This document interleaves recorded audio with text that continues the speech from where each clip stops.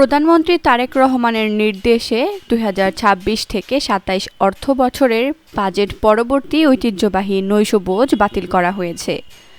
ব্যয় সংকোচনের অংশ হিসেবে নেওয়া এ সিদ্ধান্তে সরকারের প্রায় ৫০ লাখ টাকা সাশ্রয় হয়েছে। মঙ্গলবার প্রধানমন্ত্রীর অতিরিক্ত প্রেস সচিব আতিকুর রহমান রুমন এ তথ্য নিশ্চিত করেছে বলে জানিয়েছেন বাংলাদেশ সংবাদ সংস্থা। আতিকুর রহমান রুমন বলেন, ব্যয় কমানোর বিষয়টি বিবেচনায় নিয়ে প্রধানমন্ত্রীর নির্দেশেই এবার বাজেট পরবর্তী নৈশভোজের আয়োজন করা হয়নি।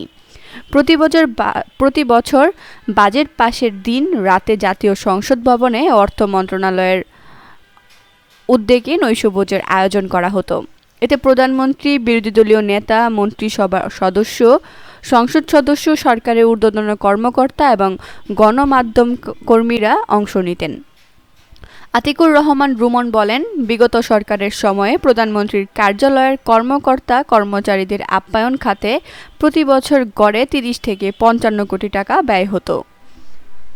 এর বাইরে আরও ১০ থেকে ১২ কোটি টাকা অতিরিক্ত ব্যয় করা হয়েছে।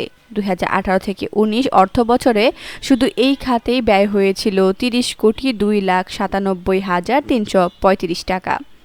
তিনি জানান, বাংলাদেশ পর্যটন কর্পোরেশন প্রধানমন্ত্রীর কার্যালয়ের কর্মকর্তা কর্মচারীদের খাবার সরবরাহ করত।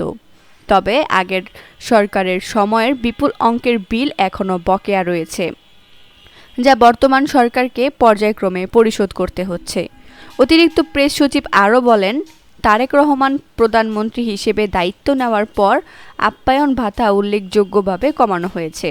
চলতি মাসে প্রধানমন্ত্রীর কার্যালয়ের কর্মকর্তা কর্মচারীদের আপ্যায়ন ব্যয় হয়েছে ১১,৬৯,০০০ টাকা। এছাড়া ২ ঈদে রাষ্ট্রীয় অতিথি ভবন যমুনায় আয়োজিত অনুষ্ঠানে আপ্যায়ন বাবদ ব্যয় হয়েছে প্রায় ৯০ লাখ টাকা। তিনি আরও জানান, ২০২৬ থেকে ২৭ অর্থবছরের বাজেট পাশের পুরো প্রক্রিয়ায় প্রধানমন্ত্রী তারেক রহমান সংসদে কর্মব্যস্ত সময় কাটিয়েছেন।